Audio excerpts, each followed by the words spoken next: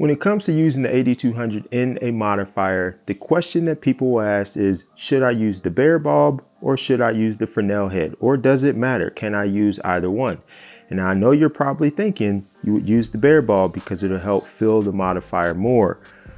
We're going to find out if that's the case. So in this video, we're going to touch on three things. We're going to look at the output of the light. We're going to look at the quality of the light on the subject, and we're going to look at the spread of the light. We're going to look at all those to see if it really makes a difference which one you use. So let's get to it. So let's start by looking at the quality of light on the subject, because that's the most important thing, right? That's what we really care about. But something that I noticed immediately was that there is more of a green tint color cast using the Fresnel head. Now, Rob Hall just put out a video talking about the new V1 or V2, something like that. And he was speaking on the green tint, and he goes into a lot of detail on what the cause is and how to correct it and all of that.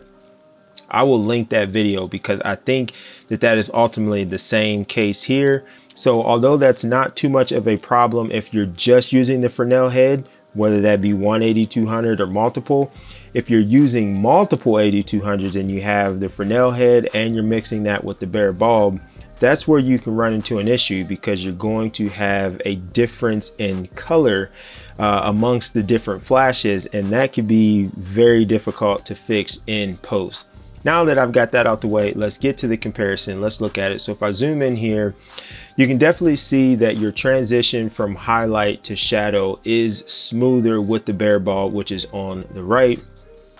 Your highlights on the left, I definitely wouldn't go as far as saying they're specular, because the light is still very diffused. I shot this in a 34-inch beauty dish that was double diffused. So this light on the left with the Fresnel head is still diffused. It looks very soft. But in terms of the comparison between the two, your highlights definitely are a little bit more specular with the Fresnel head. Your shadow transitions aren't as smooth. If we look down here on the chin or even in the lip area here, you can see that those highlights just have just a little bit more punch with the Fresnel head than they do with the bare bulb. So depending upon the look that you're going for, if you want the smoothest, softest, most diffused light possible, then yes, it would make sense to go with the bare bulb.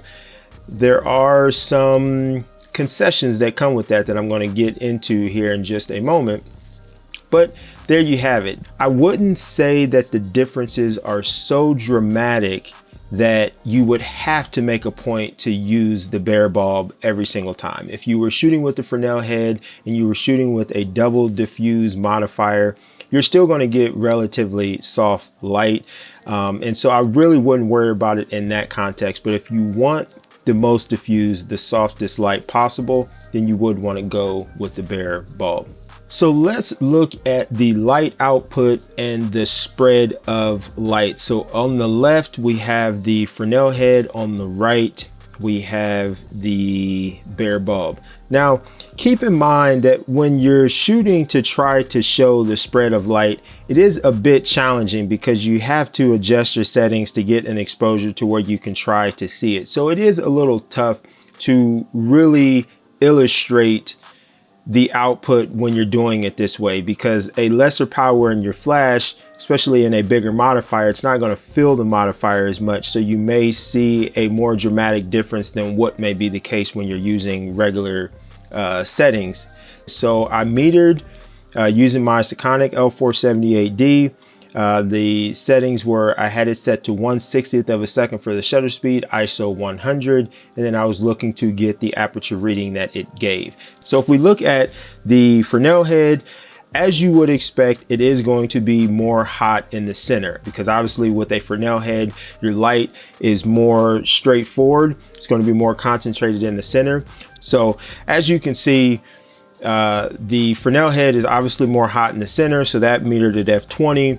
And then on the left and right edges, we were around f14, and the top and bottom, we were around 12.7. So as you could expect, the Fresnel head without a deflector plate is not going to spread that light in the modifier very evenly. So you are going to have different points of light. So that's something to keep in mind. If we move over to the bare bulb, That one, as you would expect, is a lot more even. So we basically got F10 around the entire perimeter of the modifier, and at the center, it was just slightly more light at F11. So for all intent and purpose, the light coming out of the modifier with the bare bulb is very even. Now, in the beginning of the video, when I said obviously you would pick the bare bulb, that's what people would think, and I said let's wait to find out.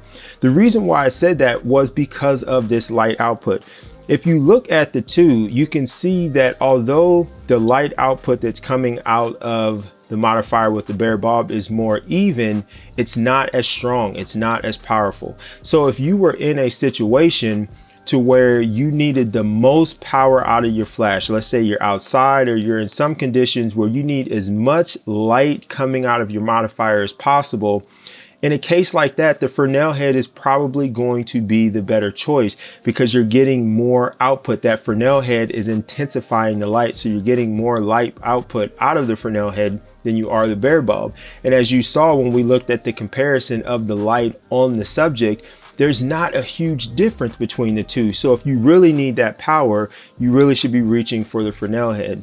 Something else to consider is that typically when you're using a modifier, a lot of times you will feather the light. When I had this light placed, I had the center right on the subject because I wanted to really see the difference between the Fresnel head and the bare bulb. So you typically would feather that light a little bit. And I think if you feathered the light, you wouldn't really see much of a difference in terms of the light or the quality of light on the subject with feathered light, because a lot of that specularity that was on the subject from the Fresnel head came from the fact that the light was so hot in the center and I had the center of the light right on the subject's face. You really could equalize the two by simply feathering, but I did just want to test it with it being in the center just to see how that would go. So there you have it, folks. Hopefully you found this video helpful. If you did, or if you just want to support me and my channel, please give this video a thumbs up. It really does help. And if you like this video and you want to see more videos like it or some of the other videos that I have been posting,